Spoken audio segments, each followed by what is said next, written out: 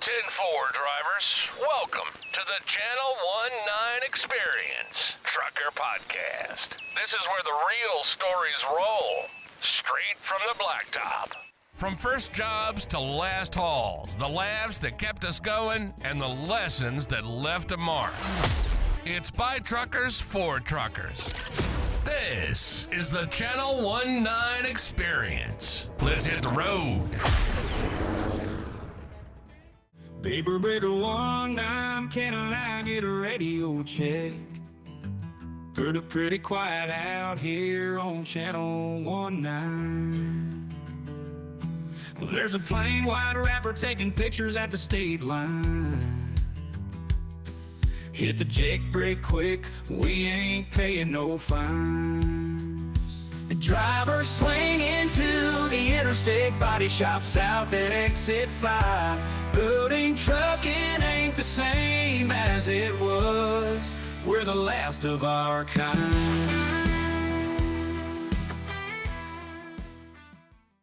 I'm your host, Tony, and welcome to the show. It's episode number 8. This week's episode is brought to you by Check a Vet. This week on the podcast, in the pre-trip, we're going to continue to talk about some of the economic turmoil going on in the news in the last week. We'll get an update on what happened this week with the Chris Barber case. We're going to talk a little bit about justice.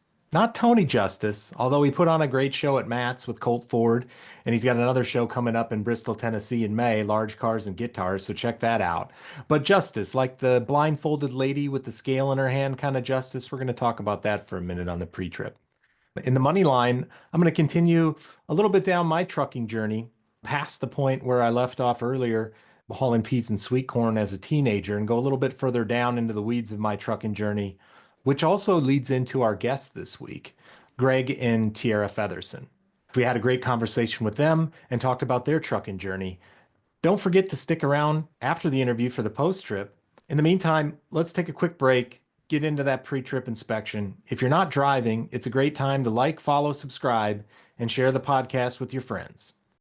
Trans-Carolina Permits is based out of North Carolina. They've been in business since 1977, and they've got a team with a ton of experience in all of our favorite part of trucking, which of course is the government. They provide a portfolio of services for the trucking industry, various applications and permits, FMCSA authority, 2290s, IRP tags, DMV tags, trailer plates, along with state filings for your business, overdimensional permits, not to mention they have a compliance program.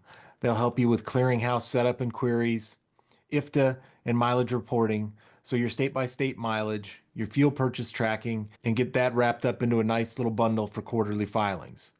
They're a one-stop shop for your trucking needs. You can find them on Facebook and LinkedIn, or check out their website, transcarolinapermits.com, or give them a call at 1-800-899-4870. Grab that safety vest and let's get into the pre-trip. I discussed tariffs a couple weeks back, so I'm not going to rehash the whole thing again. President Trump this past week had his big Liberation Day announcement and shared with all of us the next round of tariffs spanning virtually every corner of the globe. Markets had a major reaction. Oil prices had a major reaction. Like we talked about a couple weeks back, big money doesn't like instability. It doesn't like being unable to calculate the risk of their bets and their investments and where things are headed. So as a result, we saw them pulling their money off the table until they figure out which way this is all going. And nobody really knows how this is going to play out with Trump. Trump's shown to be quite a bit of a wild card at the moment. And until this thing stabilizes and people can start to get the patterns that are predictable, you can kind of expect more of the same. A rough road for investments, a rough road for a lot of economic decisions, which all have an impact on trucking. Now, what's Trump up to here in all this? Here's my take, and it's just my take. All of the actions that came out of the economic response to COVID, the loans, the grants, the relief checks, the slush funds, all of that resulted in accelerating inflation. Along the way, the Federal Reserve seemed a little bit slow to pull back the reins by raising the interest rates.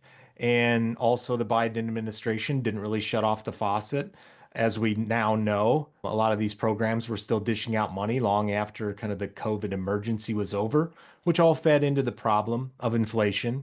And then, along with when the Biden administration took over back in 2021, they put forth a massive spending bill at that time as well. So, all of this created the economic situation we've been in for the last couple years, stubborn inflation, higher interest rates, which is really gridlocking the economy. Inflation is very stubborn to slow down. And situations like this basically create a catch 22 situation. Or if you watch the Trailer Park Boys, a catch 23 situation. The catch here is to fight inflation, the Federal Reserve uses higher interest rates to slow things down. Essentially, higher interest rates are another form of inflation, especially when a country like ours runs on significant amounts of debt, both business and personal debt. So all of that rising interest rates cost us money, just like the rising prices do. So you're kind of in this cycle that's very difficult to get out of. And also, as a population, we're pretty impatient and we have less and less tolerance for any kind of pain economically. We don't have any patience to wait out a tough spell. The complaining starts immediately, and no one wants to wait around for long-term results. And Trump also realizing he has a window here to get things done now, while he has votes and momentum. If he learned anything in his first term, I would hope he learned that momentum from an election is fleeting and things change pretty quickly in Washington. And if you're not getting it done now, you may never get it done. So anyway, my take here is that the tariffs are Trump's accelerant in really around two central reasons. He wants to get this pain over with fast of being stuck in high interest and inflation that's not tamed enough to get the interest rates back down. And also with the tariffs, he puts his own hand on the throttle for when to crank it back up again, and not the Federal Reserve. One could say it's a cagey move, it's a gutsy move. Most certainly, as we can see already, it's a risky move. And we'll see how it all plays out here. What does it mean for trucking? Definitely what we're seeing around the industry is more pulling back. Capital continues to tighten. Companies in good financial condition win, especially where cash is king and they have cash. We see big companies continue to make acquisitions. Companies in unstable financial positions, we're going to lose more of them, especially as capital lifelines, operating loans, things like that are harder to obtain, also come at a higher cost. We all know there's not massive amounts of profit margin in trucking. So every point of interest that you give up, whether that's financing trucks, whether that's financing operating capital, it all starts to eat away at that thin margin that keeps businesses afloat. So we can see those troubles playing out here the longer this lasts. Also, my brother and I talked about last week, we're looking at buying some trailers and we're seeing the conditions for obtaining equipment loans get pretty tight, tougher than we've seen in quite a while. So it's been interesting having these conversations with various finance companies, trying to find the right terms and the right interest rate that's going to work for us. Banks are asking for more money down. They're hedging their bets. They want shorter terms. They want significant positive equity in those equipment purchases faster because we don't know where the bottom is. And I don't think we're at the bottom yet. So that's how it impacts trucking, both in the short term and the medium term. And like I said, hopefully we get to a little bit more stable footing here in the near future. Let's hope that's the plan. Another topic that popped up this week, the government is asking for our input. Executive orders from Donald Trump related to the administration's deregulatory agenda. The Department of Transportation is asking for public input on existing regulations and other regulatory documents that can be modified or repealed. Now's our chance. I'll put out a poll question on Facebook because I'm really interested in what you all think about this and what you might be submitting. But don't just tell me. Get into that link and tell them, tell the DOT what you'd like to see repealed. You know, one thing that came to mind immediately, and something that's been mucking up the trucking program here for a while now, is I was thinking about the rules for auto detection of motion that puts you into your drive status on your ELD automatically. I mean, we think about things like stuff that's just a giant pain in the rear end, like trucks taking 30-minute breaks on fuel islands, trucks creeping around at slow speeds around warehouses and rest areas and truck stops, trying not to trigger these things. One of the things I thought would be nice to get rid of is, or at least modify, is what speed is auto detection? Like, truck drivers are trying to do the right thing. They're trying to fuel, they're trying to find a place to park. Sometimes you go into a place and you can't find a place to park. Maybe you got to go down the street. Maybe you're going 20, 30 miles an hour. But why do we make this so penalizing as far as stopping your brake because you went into drive status, because you fueled and you want to go find a parking spot, or you fueled, pulled ahead and parked, went in and paid, and now you want to go find a parking spot. Like, everything seems to penalize the people trying to do the right thing. Stop making it a hassle for truckers. We're trying to be polite to one another, trying to find safe places to park, dealing with shippers and receivers who run you out of hours and then don't provide a place to park or restrooms, so you can't stay there. Like, give us the flexibility back to continue to do what's right and safe.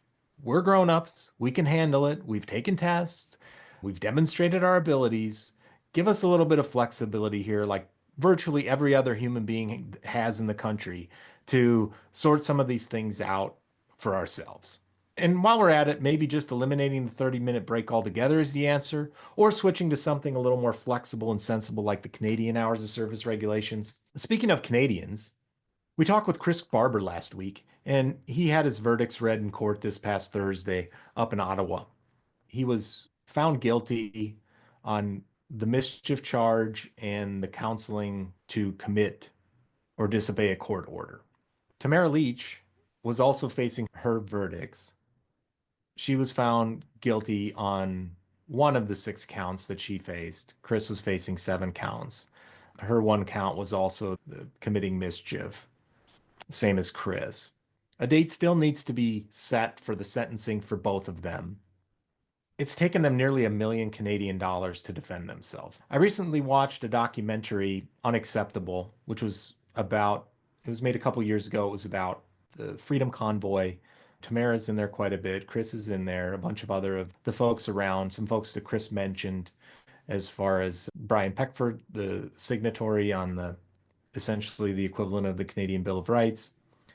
That whole thing was something I watched in passing. I'm a couple thousand miles away. Of course, interesting because it's truck drivers. Of course, that always catches one's eye. It lasted for a few weeks. It broke up.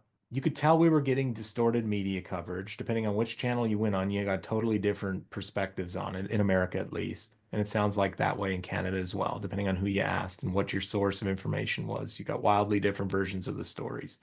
But after it got broken up, it kind of disappears from the headlines. We chase the next story of the day as the channels move on and the news cycle continues. But the legal fighting has gone on long after, right? We're nearly 3 years after the convoy, and they're still fighting the legal battles. And they're not alone. I also posted this week a link to James Sowery on the Facebook page, who's also dealing with charges related to the Coots border crossing. Different group of folks, but also protesting some of the COVID restrictions that were in place, amongst other things. And there's been many other people facing charges, some of them bordering on comical. You can read James's story or listen to any of the videos on there. I mean, all over a pylon that got run over incidentally. It would be more comical if the consequences and the costs weren't so serious for these folks. And Chris has a documentary coming out too. He's posted on his page, coming out in 2025. So we look forward to that. Continue to look at the various perspectives and angles of this as we understand what it means for them as truckers, as brothers and sisters to us in the trucking industry, but also people in a country that has very similar ideals around freedom that we do. And this brings me to my last topic of the pre-trip, which is justice, both in the United States and in Canada.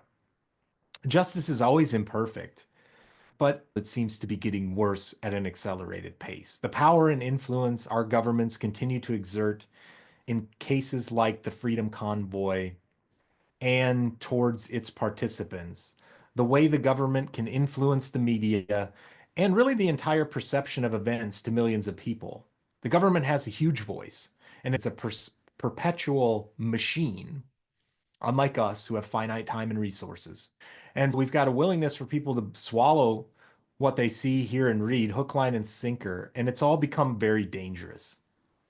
As I listen to the documentary, as I've talked to Chris, as I've gone through more and more footage, various people's perspective, so many of the comments from the Freedom Convoy and the participants were positive. Of course, we can kind of thank a little bit of that to our Canadian brothers and sisters to the north who happen to be quite polite and let's say misbehave less in public than we tend to do here in the United States. So, I mean, I don't think we would have expected any less from our Canadian friends, but they did it well. They talk about peace, they talk about love, they talk about togetherness, and they really did a great job monitoring themselves to keep things positive and under control and really walking what has become almost an impossible line nowadays between a protest and chaos. The more dangerous part of what we're seeing is that justice is becoming overwhelmingly political.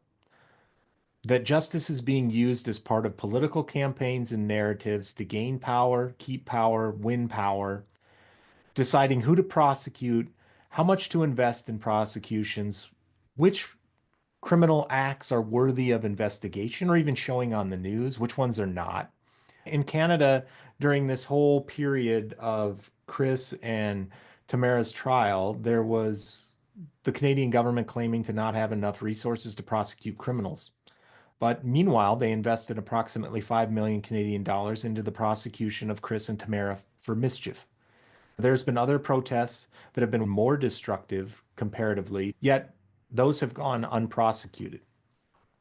This is the opposite of justice, and it's destroying both of our countries. We see the same thing in the United States over and over again, and we also see it in the trucking industry as well.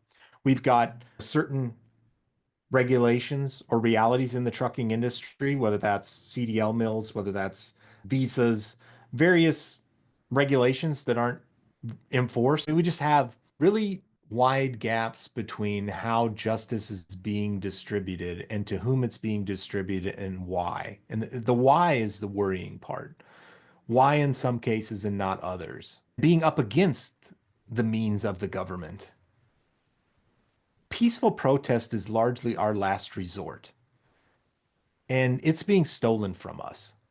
These cases, Tamara's case, Chris's case, James's case, and other cases in the United States, they matter to all of us. So pay attention to what's being done in both countries to people who organize and participate in legitimate and peaceful protests. Our rights are being taken away, not just in the courts, but with the muscle and resources of the government, their political parties, and their allies.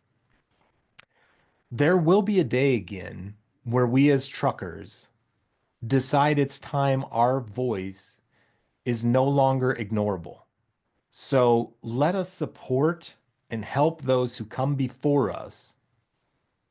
Even if we disagree with their points, we must defend their right to express it because our day might come sooner than we think. That's this week's pre-trip inspection. Get that seat adjusted. Let's push the buttons in and get this rig rolling. We've got work to do. It's estimated that 10% of truck drivers in the United States are veterans, and that 1 in 4 veterans are truck drivers. We have a number of guests and listeners of the show who are veterans as well, and we have veterans all around us, not just behind the wheel, our family members, friends, and also the ones not behind the wheel. I was fortunate to get to spend some time at Matt's talking with Mike Carmichael, founder and president from Check a Vet. Check a Vet's mission is to improve veteran mental health and prevent suicide among veterans. They're a 501c3 organization. All donations are tax deductible. Check out their website, checkavet.org, for more information. If you're a veteran and need someone to talk to, dial 988 and then press 1. And for everyone else, please take a moment to check on a veteran in your life. Once again, that's checkavet.org.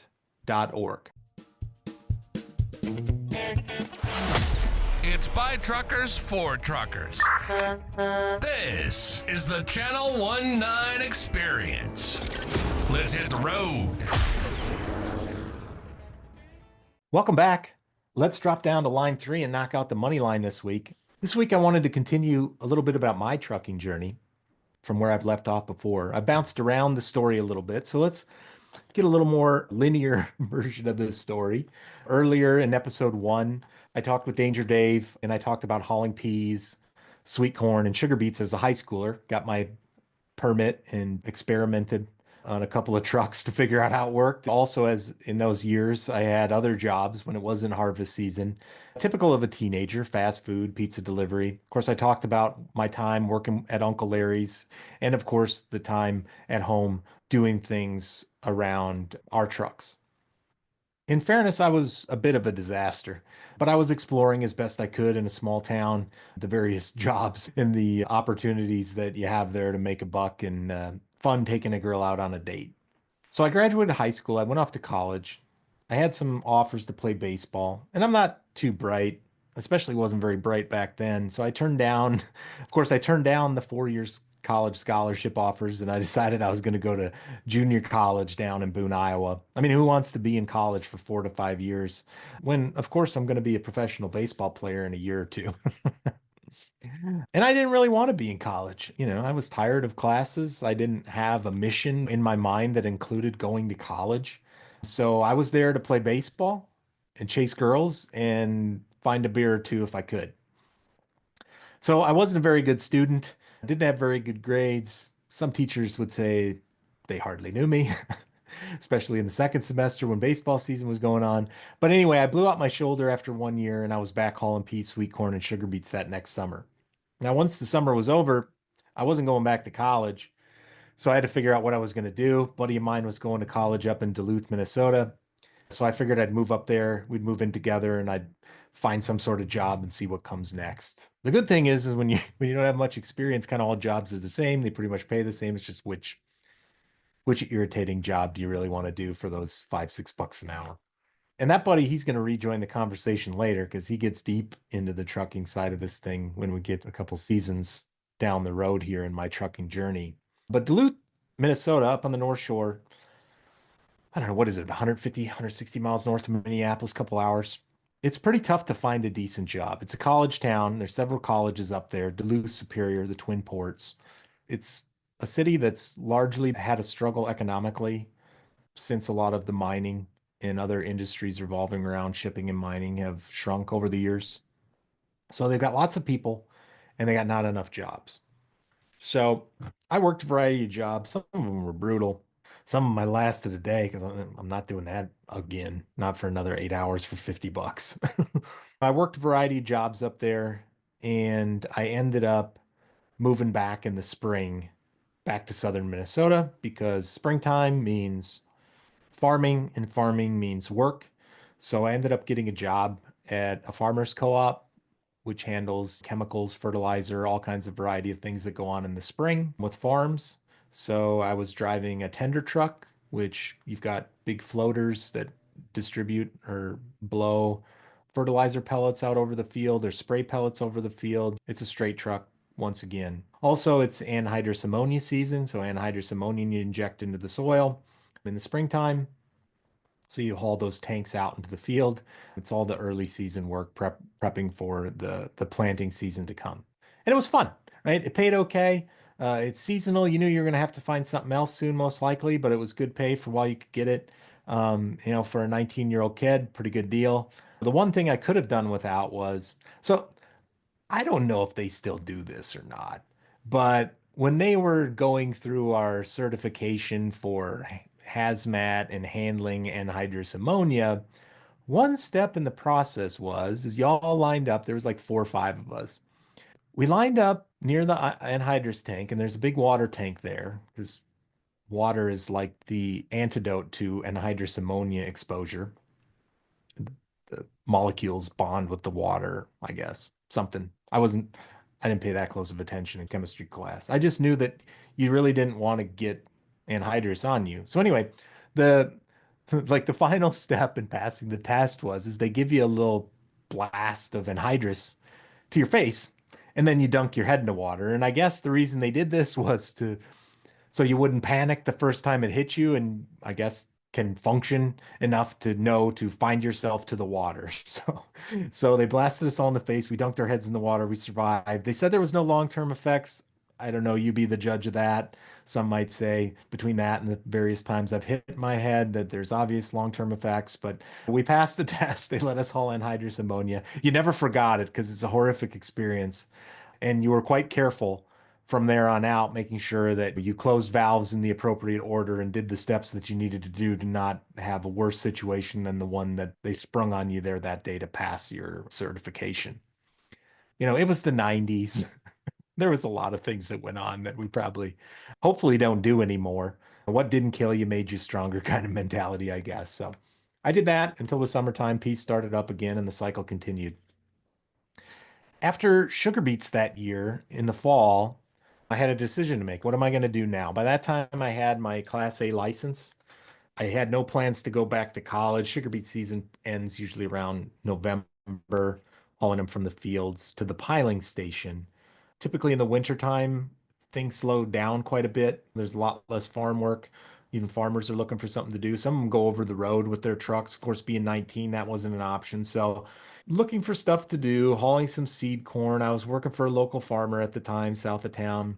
We could do anything local, could do anything in state, haul some grain, haul some feed, haul some cattle, things like that. It's an adventure, learning how to drive a combination vehicle, going to farmers' yards. They weren't always set up to handle semis. I dropped a few tires off some edges of driveways and ran a few through a little bit of the ditch here and there. Like it happens. Nothing too major.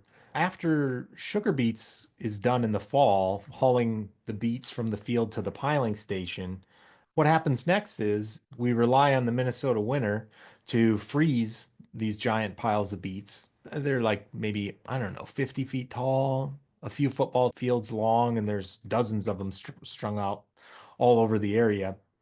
They freeze in the wintertime, and then throughout the winter, the beets would get hauled to the central processing plant and get turned into molasses or refined sugar.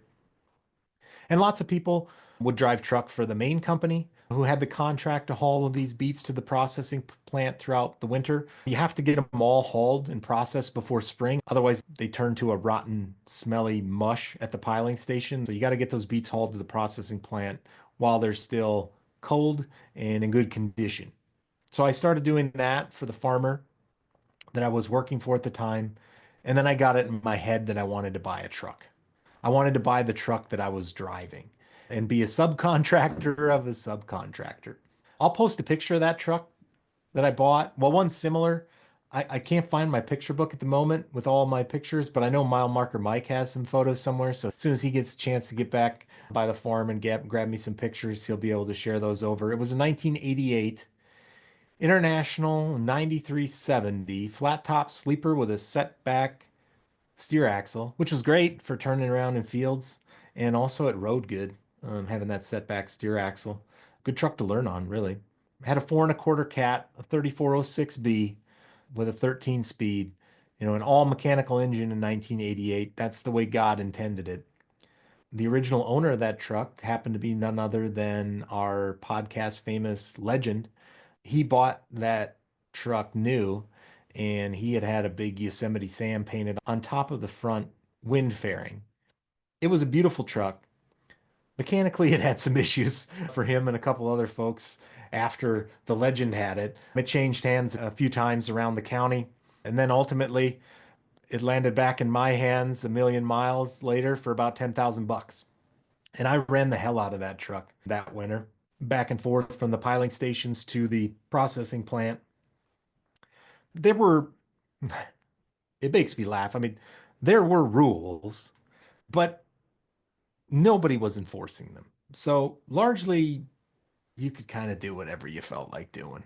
It wasn't right, but you could do it. And I was $10,000 in debt, and the loads didn't pay that much. I think they paid like maybe roughly around 75 cents a mile, all in to the truck for power only. But it was a buffet. You could haul all you wanted essentially. So I ran and ran and ran. Sometimes I'd get a little help, so I'd get some sleep. Had some friends of mine, some of them listened to the podcast who took some shifts on that old truck with me. Sometimes I was sleeping in the back. Sometimes I'd go home and shower. Sometimes I'd just run that thing for a couple days straight and just haul as many as I could. It wasn't the brightest thing to do, not the kind of thing that we should encourage, but it was what it was. This is one of the allures of trucking, right? The ability to work harder than the average Joe to produce a little bit better than average result for yourself and get a little bit ahead in the world. It takes sweat, it takes work. If you've got the drive to do it, you can work yourself ahead a little bit in the world in trucking, and you still can. I was young. I didn't have anything else to do. There's nothing to do in the middle of nowhere, Minnesota in the wintertime. I didn't have any hobbies, so I worked instead. The season ended in late February when the main contractor basically said, "Hey, we've got enough trucks and we think there's enough beats left to keep our trucks busy, but we don't really need y'all's help. So you can pack it up and go home and we'll take it from here." They sent us home and I took about a 2 week nap because I was exhausted. That old truck was exhausted. I was really blessed. I virtually had no mechanical problems. To buy a truck that's seen that usage over 9 years, I guess at the time, 8, 9 years, and then the last few years of it being in the field, which is god awful on components and wear and tear. So to have the good fortune that I did was really, really a blessing. And then it was time to figure out what the heck I was going to do next. I've got a truck that's essentially paid for, a pickup truck that's paid for, and I live in a $200 a month one bedroom apartment. I'm 20 years old, and I had no idea what I was going to do next in my life from here. So I'm going to cut the story off there for now. We'll pick this up in the coming episodes. But the reason I wanted to tell that story is that I feel like it leads in to our interview this week with the Fethersons. We're all on different journeys in trucking, in our careers, in our lives. And like I've said before, there's a million ways to do this thing called trucking. A lot of times luck's involved, a lot of luck, especially when you're dealing with trucks and freight and engines. And that's one of the reasons why I enjoy hearing everyone's stories, to hear how they did it, what challenges they faced, what was different than my experience, what was the same, which things they overcome, which ones they overcome successfully and easily, which ones were much more of a struggle. In my story later on, there were some absolute showstoppers that I didn't overcome. And it led me to search for answers. But we're all at various points in these different but similar journeys. And some of the challenges are the same, some are wildly different. Lots of times in trucking, you have to be willing to pivot and change directions. Many things in trucking don't last for very long. The good times, the good freight, the good contract, the good company, if you own trucks, the good drivers, the good trucks. It's hard to make long-term plans in this business unless that plan includes quite a bit of flexibility. The other thing it requires is learning about yourself. What do you really want out of this? What's your mission? What's really important to you? And not just what you say is important to you, right? Money. Because you know what? When you get money, now what? Or how much money and how much are you willing to give up to get the money? Lots of people say they want money, but they also don't put in the work or the hours or the effort to get the money. So it's easy to say, but what really matters is what you're willing to do. What's so important that you're willing to force yourself to get up and accomplish it no matter what? What's so important that you're willing to change yourself or take a risk that you otherwise wouldn't because that thing is so important to you? It really is a journey. That journey isn't a smooth, straight, sunny, calm stretch of blacktop. And that's why so few people do it. But it's also what makes it fun and what makes the people who do it so interesting to me. So this week we talked to Greg and Tiara Featherson and hear about their extraordinary journey. And stay tuned because at the end of that discussion, they talk about another twist and another change into that road of their journey. And I hope you enjoy the conversation that we have. That's it this week for the money line. Let's drop down to line 4 for a quick break and then jump into the interview with Greg and Tiara. True TMS is a cloud-based transportation management system. Being in the cloud makes integrations faster and you're able to access the platform from anywhere. They specialize in liquid transportation with their product True Liquid. It has intuitive planning, on-demand reporting, and easy order creation, rating, and invoices, which turns tedious admin work into streamlined automated workflows. And True TMS doesn't just provide software. They provide a structured, hands-on approach to implementation. And True TMS ensures your team feels supported throughout the entire process. The folks at True TMS have decades of trucking and liquid experience, and they care about this industry. They don't just sell you a product, they're invested in your success. If you're a liquid hauler, visit their website, truetms.com. And of course, tell them Channel 19 sent you. Homeschool our son and you don't have to drive. And I was like, that doesn't sound like a good idea to me, because I like to, if I can help you in any type of way, I want to do that. But for me, I just wanted to be able to be an asset to him on the road. And if we can make more money while doing it, then why not? Yeah, for sure. So did you jump right into from working for the city to buying a truck or at least purchasing a truck, or did you drive for somebody first? Yeah, I actually drove for FedEx for 6 months. Mm-hmm. Okay. That was just for me because I really didn't know how to, drive a sleeper. Honestly, I was in the day cab with FedEx. So I drove for FedEx for 6 months. And then once I got the feel for that, I was like, okay, I could drive over the road now. I know what a trailer feel like and this and that. So, yeah.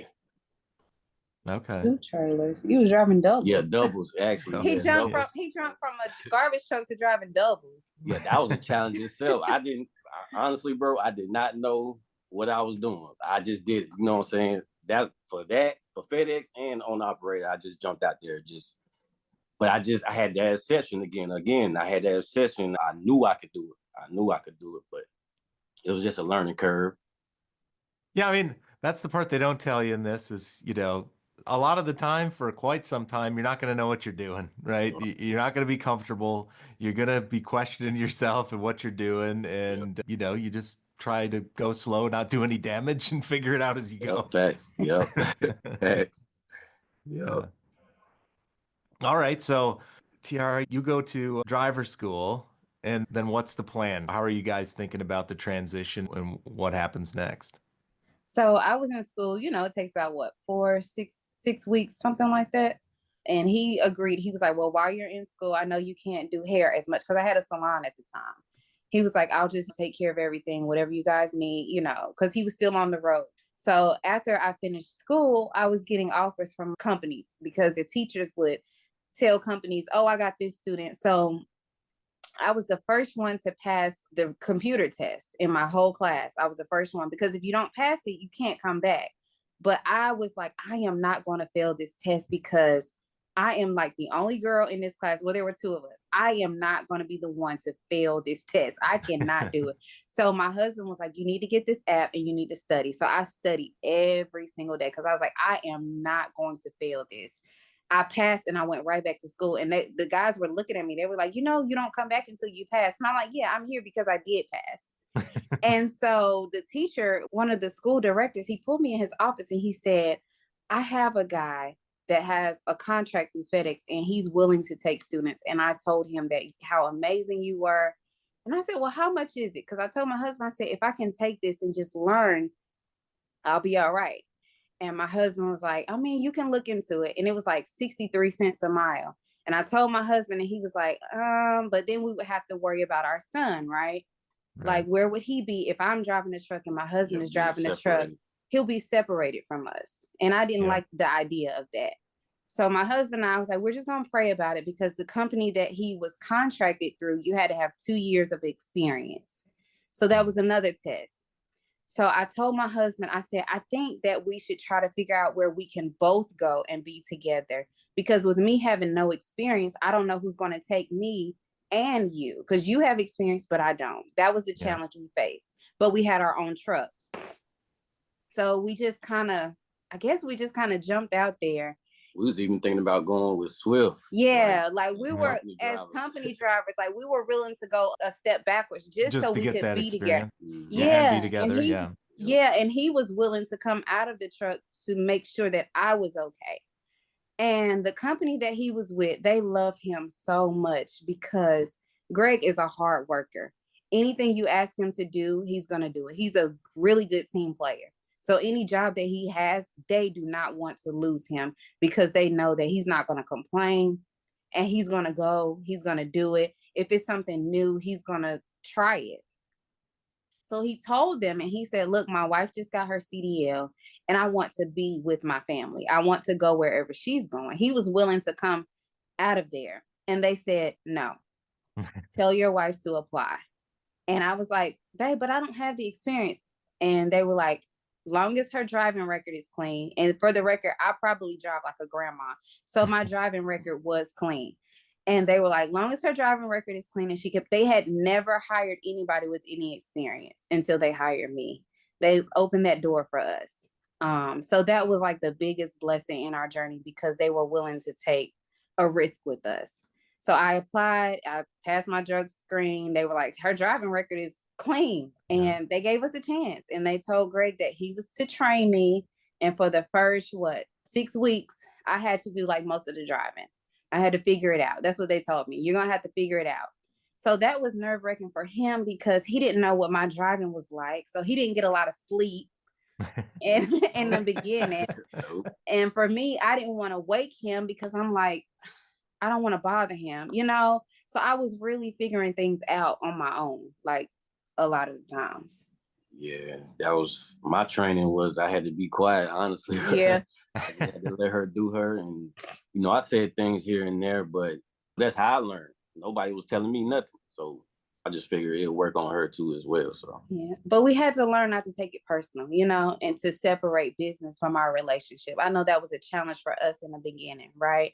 Trying to just navigate, not taking it personal, not allowing it to affect our marriage, you know, just leaving business at the door and then being able to separate it and say, okay, I love you. I hope you have, you know, just kind of doing have a good day at work. Yeah. right. Well, it's Yeah. a whole different challenge too, right? Of knowing how to do something and then playing the role of coach or instructor or something like that, right? I know personally, like with kids and learning to drive, and even, you know, when I had my trucks, I couldn't teach other people. Like I didn't have the patience to teach other people. Yeah. That's him, real. but he's such a chill guy. Yeah. Like he'll say it really. He'll say, boo, you know, you should probably, when you back up, just keep rolling, you know, things like that. And I'm like, oh, okay. Because I'm a fast learner, but he's not much of a over talker. He's just kind of like, he's going to give you the main point and then you go from there. But then internally, right, your mind, Greg, is going a mile a minute, I'm sure. Oh, yeah. Like, I'm in the back just throwing stuff, man. Like, come on. But yeah, that taught me a lot too. I had to have a lot of patience, you know. She was brand new, so I had to get that through my head. So, yeah. And our first trip, they didn't treat us like we were brand new. Our first trip, I'll never forget it. It was from Kentucky to New York, and we had to go through West Virginia, and the load was 40,000 pounds. I'm like, this is not fair. Like, and I had to do most of the driving. I was like, I don't know if this is for me because those, you know, West Virginia is curvy. It has mountains, and we were carrying some metal. Mm-hmm. It was like, it's like they just said, all right, let's see what you got. And just, and then that wasn't it. Like they made that like our load. So we had that load like 2 to 3 times a week. So it really was like a test for us, for sure. And it had a time, it was time sensitive. So it had to be there at a certain time every time. Yeah, that's true. Yeah. I forgot about that. Yeah, that was a crazy load. Yeah, I mean, I like how you guys put it with the tests, right? And the various tests along the journey, because it tests you all the time. Yeah. You know, whether you're ready or not, whether you had a chance to study, the test is coming. Exactly. And you find out what you're made of. And also you find out what the people around you are made of. Like when you talked about what your company did, you know, there's the rules, and then there's the rules for people who are special. Right. And for the companies that are special, right? It takes a combination of all those things to sometimes make the rules go away for the right situation. So it's cool to hear that, you know, social media, you hear a lot of complaining about the companies that don't do the things like your company did. But there's a lot of them out there who do it. It just doesn't get talked about a lot, right? Yeah.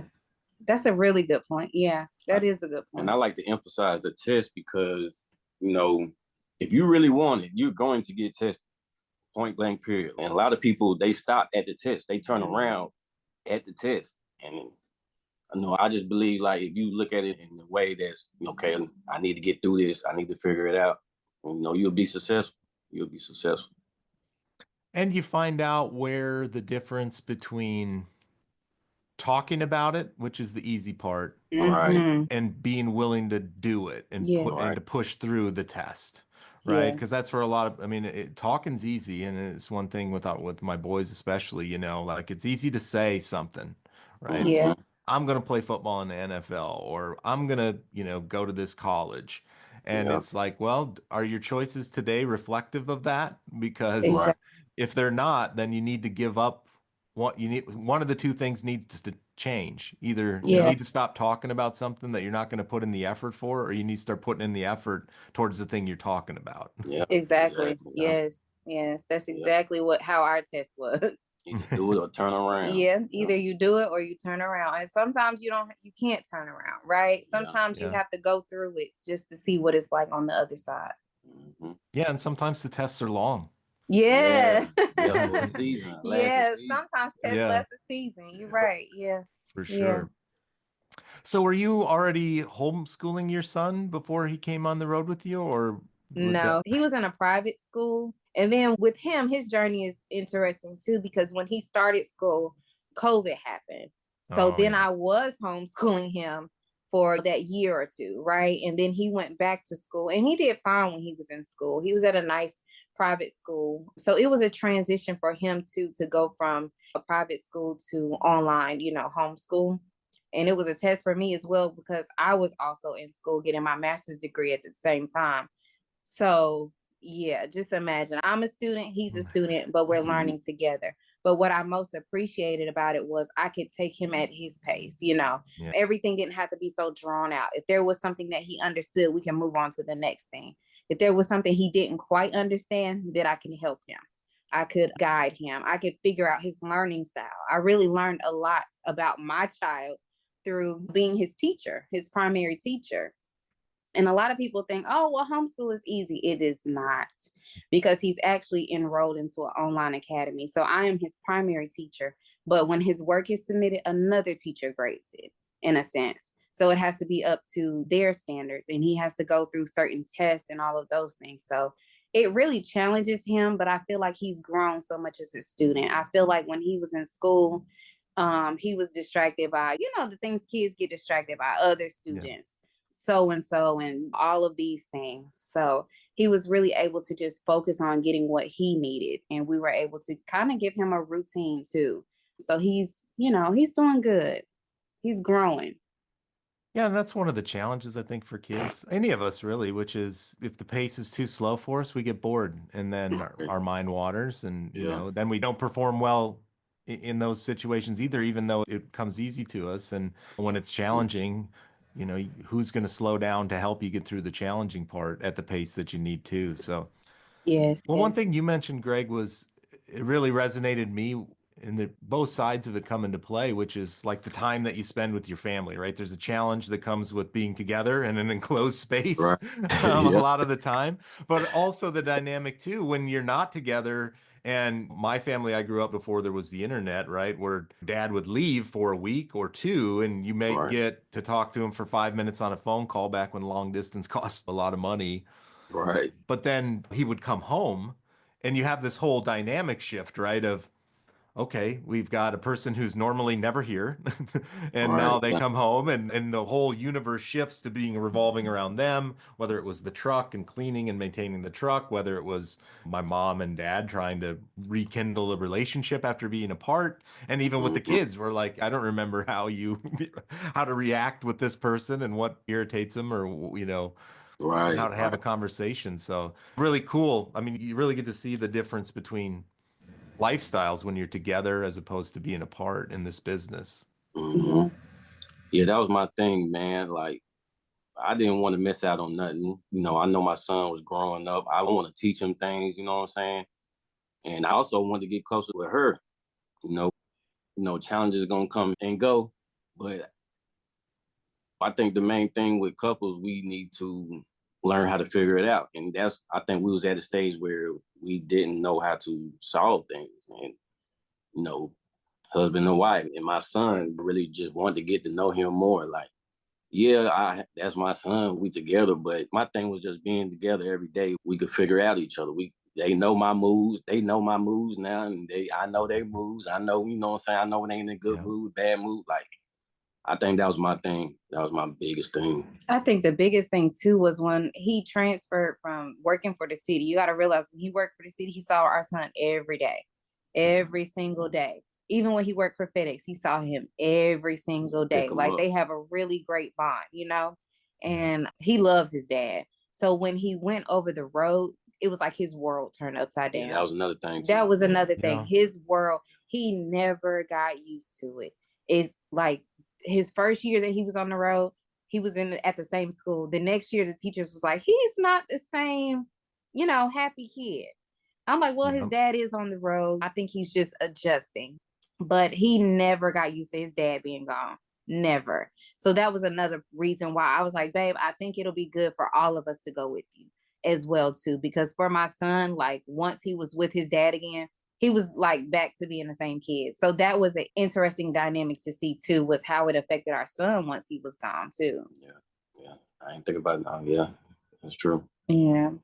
Yeah, it's a big impact. I don't think I even really understood it as much as I do, except for our granddaughter. We've got a couple grandkids, and Indigo, our, let's say, middle granddaughter, her older sister moved away. She went to take a job in Hawaii. And similar thing, right? Behavioral changes. Because, you know, she's 3 years old. She doesn't know how to express it, right? Other than just acting out in different ways, right? And you can tell that they're not processing it well, or they're dealing with something, but you don't really know what. And it took a little bit for everybody to figure out that she misses her sister, right? You know, my sister was here every single day, and now she's not, right? And so, yeah, kids, you know, they process things very differently. You know, for us, we can say, oh, I miss my husband, right? For kids, it just shows up so differently, and we have to pay close attention to their behavior, how they express themselves, because kids can experience sadness or depression. It just shows up a little bit different, like acting out or not sleeping as much, or just changes in their attitude. It's like, why are you so grumpy all the time? You know, those changes are really big changes in kids, though. Yeah. Yeah, it looks like he's having a ton of fun in the videos and stuff, sharing with you guys. And I mean, when you think about the modern classroom, right? Sitting at a desk, somebody talking at you all day long. I mean, how much more fun would it be to have adventures and discussions and see the real world and a variety of things, not just your little space, but seeing the country and the differences that exist. So yeah, I'm jealous. I want to go. I want to be 10, I want to be 10 again and go right around. Right. I'm telling you. And he's 10 too, but we try to make it still educational, right? Every state we go to, it's like, what's the capital? Where are we at? Yeah. And it's crazy to see at 10, like sometimes he wakes up, he looks out the window, he's like, we're in Arkansas, and then he'll go back to sleep. And then he wakes up again, we're in Texas, and then he'll go back to sleep. So that's really interesting too, to see that over the years that we've been out there, he knows where we are at all times. He can tell you. Yeah, at first it was a challenge for him because he was used to the school environment, but being on the truck every day is definitely a big adjustment. But he finally grateful for it. He's grateful for it. Even when he get older, he'll look back and be like, yeah, I was living life. But we try to not make it all work for him. Like our dispatch knows how we like to run. So on Sundays, we do not drive.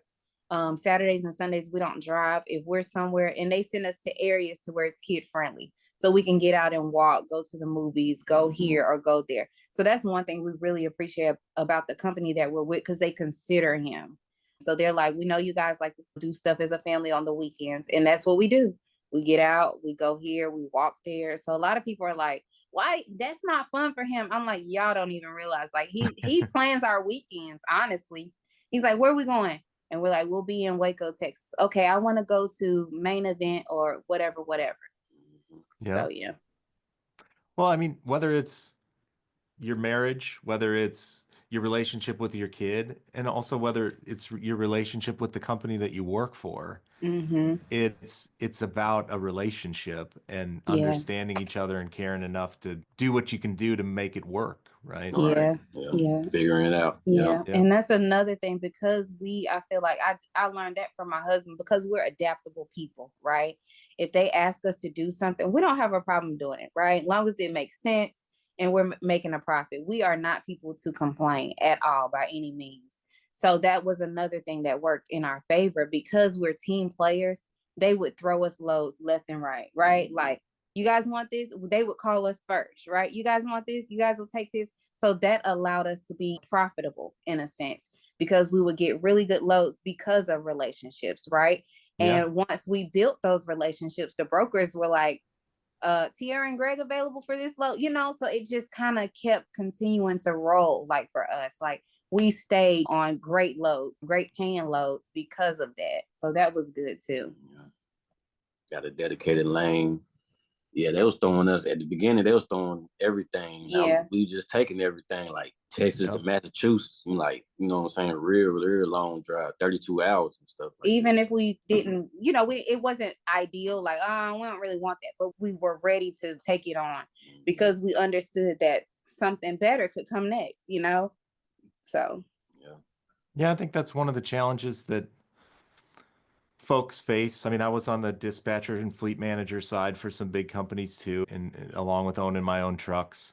And a lot of people want to go, what's in it for me right out of the jump, right? And I mean, the relationship you build with whatever company you're with, being willing to be a team player, if you're at the right place, it comes back to you, right? Exactly. If it doesn't come back to you, then you need to evaluate how they view the relationship with you. But if you're paying it forward and they're paying it forward, it just establishes, I guarantee you, for anybody doing the approach like you're talking about, those people in that office know, those dispatchers know, everybody knows when it's time to make sure you get what you need. They remember all those times where you paid it forward first. Yeah. And they make it happen, right? They figure it out because they know how valuable it is to have a team player who isn't going to be like, nah, I don't want to do that one. Exactly. Right? Yeah. Yeah, that's true. And I didn't look at it like that way. I look at it like, we need the money, honestly, but we rarely turn down loads. Yeah. We rarely turn down loads. Like, see, you got all that freedom, and now you don't even turn down the loads. Right. Right, bro. Right. But it's been an incredible journey, man. It was worth it. Everything we went through, it was worth it, honestly. It was worth it, man. Yeah, and I mean, the part that's coming now, I think, in the videos and Tara, in your post too, is what's next, right? Now that you've went through a series of tests and you've got to some level of success, now it's a different set of challenges, right? Figuring out how do we grow our success beyond just the immediate, how much did I make per mile and spend per mile on this load, which is accumulating wealth and building it. Is really interesting to see because, like, we were going back and forth in the comments, right? Like, nobody teaches, especially if you didn't grow up from, let's say, a position of success already in your family. Who's going to teach you how to do what comes next after you fight through just surviving? No, really. And that's interesting that you bring that up because we haven't even publicly talked about what's next for us. Oh, yeah. So that's interesting because we just did our last load over the road.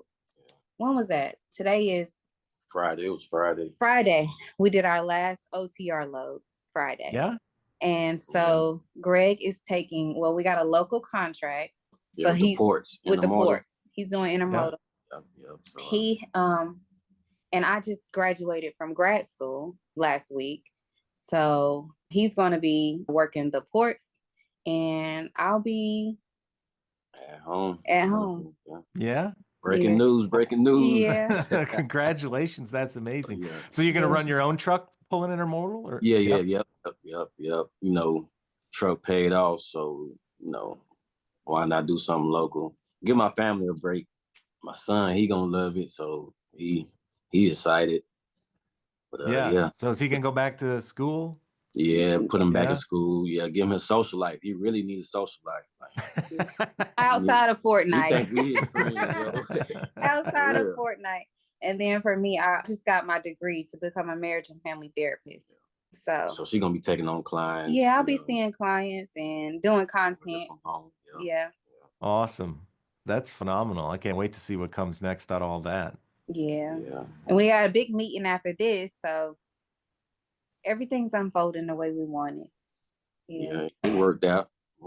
2 years. They did 2 years. I did 4 years over the road. But yeah, I was already burnt out when they came, honestly. But I just kept it pushing, man. Kept it pushing, because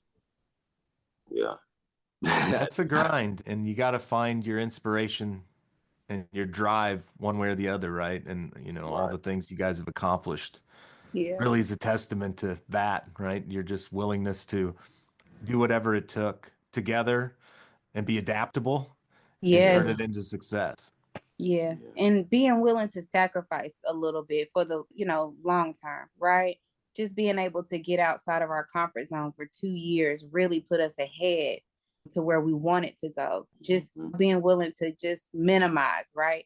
Because for me, I was big. We had a house that was 2,800 square feet. So like we were used to, like space from each other. My husband had I had an office downstairs. He had another, we all had our own space. Like we had a bedroom together, but we just had so much space that sometimes we didn't see each other for a whole day, just willing to come out of that comfort zone and say, you know what, for 2 years, we're just going to buckle down and we're just going to keep grinding, right? Keep going until we can get to where we want to get. And so it's crazy to sit here full circle and say we got to where we wanted to get within those 2 years. That was the thing. Yeah, we had to minimize. Minimize was the biggest thing. Minimize spending, minimize, everything, honestly. Yeah. Yeah, your energy, your effort, what you give time to and what you have to say, no, I don't have time for that. Right, yeah. Not even that. We were able to save because if you think about it, we're on the road together, right? If we're sticking it out, we're on this truck and we're together, we need food, we need fuel for the truck, we pack our clothes, we don't have, we cut our bills significantly, down, oh my God, 75% down. We cut our bills. A lot of people don't know, but we was renting a house. We got rid of it. We got rid of it and we was just on the truck. Yeah. On the truck full time, honestly. But not even that. We even minimized, when we paid ourselves, we put it back into an investment account because we didn't need the money because all of our bills were paid within 2-3 loads. All of our monthly bills are paid, right? So the rest of the money, we can just save it. Just save it. We didn't have to spend on anything. Phone bills, that's business expense. So mostly living on the road. Yeah, our storage. So we were able to cut all of that for 2 years and save to get to where we want to go. So yeah, that's how you get ahead in this world, right? You got to sacrifice something and put in the work, and you can get ahead. Yeah, but you got to make those choices every day. Yes, exactly. It's an everyday choice, and we just had to keep remembering, why are we here? What is this for? And it's for it's for where we want to go. We didn't want to stay where we were, right? Stay stuck with barely getting by or just, I don't know. In trucking, surviving. And in trucking, especially as a family, every day looks the same. No day looks the same. For most people, they wake up, go to work, come home, cook, which is fine, right? But for us, we just wanted to get outside of that. Do something different every day. Yeah, and it paid off. Yeah, it was worth it. It was worth it. Definitely did something different. All the things that you guys had going with your son learning and you continuing to go to school and managing a business and doing social media content and hauling freight. That's almost like a side business with all the other stuff you had going on. But it was the main business. But it's wild to see what a couple of amazing people can accomplish. Yeah. And that was the main thing. Bottom line, we just wanted freedom and be together. It wasn't about the money. Yeah. We knew the money was gonna come, but when you have certain values or certain morals and principles that you follow, like freedom, peace, togetherness, Like everything else will follow. Yeah. Then the money comes effortlessly. It really wasn't about the money. Initially we just wanted to be together. He didn't even want me to drive. So that's how, it wasn't really about money for us. We just wanted to change the way we were living for a little while. Yeah. Well, it's awesome. Congratulations on all that you guys accomplished, and also best wishes for the things that are coming up next. Sounds awesome. And continue chasing all your dreams. It's amazing. We appreciate you so much. Appreciate it, man. First podcast, man. Yeah. Awesome. You. Take care, y'all. You too. Appreciate it, man. You too. Bye-bye. Bye. At the Mid-America Truck Show, I had the fortune to meet up with Mike Barber, founder of Truckers Wealth. Both of us have a passion for understanding the uniqueness of truckers and sharing our knowledge wherever we can. Mike is a seasoned financial professional. He has over 20 years of dedicated experience serving the trucking industry. Truckers Wealth has created a specialized financial hub where truckers can receive expert advice and tailored solutions to build wealth, minimize taxes, and secure lifetime income for themselves and their families. Truckers Wealth provides personal strategies to help you achieve financial freedom on your terms. Mike and I are working on various ways to share some of his knowledge with the podcast, and he's also a regular on other shows, including SiriusXM's Road Dog Radio. Check out his website, truckers-wealth.com, and look forward to seeing him on the program here soon. I hope you enjoyed the interview with Greg and Tiara Featherson. Check them out on social media as the Fethersons, Fethersons. And also, Tiara has her own page, Tiara Featherson, on Facebook and the variety of social medias. They've already shared some of the updates on their new journey, and I can't wait to see how this next season of their journey unfolds. We'll get them back for some updates along the way, and we really wish them the best of luck in their new ventures. A couple quick mentions of some other folks that I met over at the Mid-American Truck Show. First, I wanted to mention the Semi Stampede. Cooley Motorsports Park hosts two Quebec-style uphill side-by-side semi-truck drag racing events. There's two of them this summer, June 27th through the 29th and September 26th through the 28th. I'm going to do everything I can to get over to one of these things because I want to see it. It looks like a heck of a lot of fun. I met them at their booth over at Matt's. Really wonderful people that I ran into. They've got lots of events at this racetrack that they own here just northeast of Cleveland. So check out their website.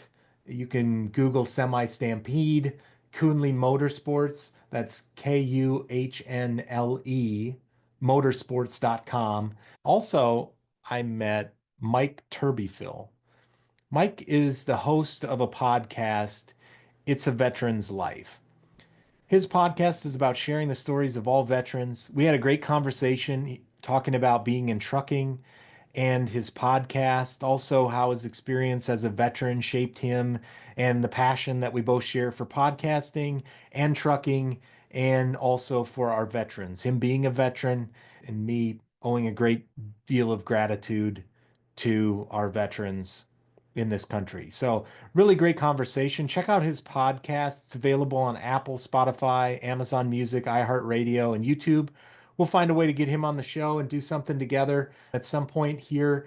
His website is itsaveteranslife.com, and we'll share that information out on the website. Quick reminder to pay a visit to some of our friends of the show on social media: I-95 Truckers, Big Cal's Truck and Kitchen, MJ Love Johnson, Cindy in Iraq, and Chris Barber as well, and the Feathersons, of course, from this week. Be sure to reach out if you'd like to be on the program. Message us on social media. Email us at inbox@channel19experience.com. Also, there's a contact form on the website. Just hit contact us up on the main bar there, channel19experience.com. That's channel19experience.com. Welcome to all the new followers. We've had a bunch of new people join the show. Keep sharing with your friends. On the next episode, I've got a couple interviews in the works this week. Timing is going to be the real question of which ones pan out this week with everybody's schedule or not. So I'm not quite sure who's going to be on there. I'm still working on the encouragement cards. I didn't mean to make this so suspenseful, but we had a couple snafus, as technology will do. So here we are. With a little luck, I can release those on the next episode. I'm also working on something called Trucking Legacy. There's been a number of losses in my trucking circle, family, friends, friends of family in the past year or so. And it's really made me think about how do we preserve our legacies in this business better? And even with myself, not being able to find my pictures of my first truck that I ever owned. And, seeing family members and friends working on memorializing and giving tribute to the truckers in their lives at these times of passing. And it's really difficult, right? Because it's a person's life and, there's really no part into trucking. You're kind of all in if you're in it at all. And so, there's this quandary of how much time do you have to gather up and tell the story of something so meaningful in your loved one's life, all in a short amount of time, and wanting to do it justice to their achievements, their accomplishments, the legacy that they built in trucking, and wanting to share that with the people who are there for those moments. And so, what I'd like to do, and what I'm planning to work on with help from you all, is using our website as a way to document and memorialize your trucking legacy and not just waiting until the end. Of course, we will gladly do it then as well, but doing it along the journey while the memories are fresh, the stories are fresh. Sharing your photos will build some pages for people to document their legacy in pictures and in word form. I think there's even an opportunity to record some things for you or with you, podcast style, so you can tell your story in your own voice to people. And let's get those up on the webpage and share them with your family, your friends, and of course the community at large, because it matters. It matters to all of us. Your legacy matters, what you've accomplished every week on various social medias, and I follow as many trucking companies as I can because I like to celebrate the stories and achievements of everybody. We deliver the American dream every single day, and it's worth documenting. So we're going to figure out a way to do it. If you're interested in giving it a try with us or helping us facilitate that, please reach out. It's going to be a work in progress, but documenting your life and your achievements in trucking is important to us, and sharing it as well. So like, follow, subscribe, give us a good review, give us a heart, whatever you can do, wherever you see us. Let us know that you're listening. Let us know what you think. Thanks for listening this week. I hope you're enjoying the podcast. We'll see you all next week. We've got work to do. This has been the Channel 19 Experience. If it's about trucking, we're talking about it. All uncut. The wild stuff, the weird stuff, the mistakes, the memories. But we talk about the world of trucking today, too. Everything from legislation to lane changes in the industry. We got it covered. Thanks for listening to the show. If you enjoyed it, make sure to like, rate, and review. We'll be back at the ranch soon, but in the meantime, hit us up on social media at Channel 19 Experience and the website at www.channel19experience.com. That's channel and the numbers 19. See you down the road.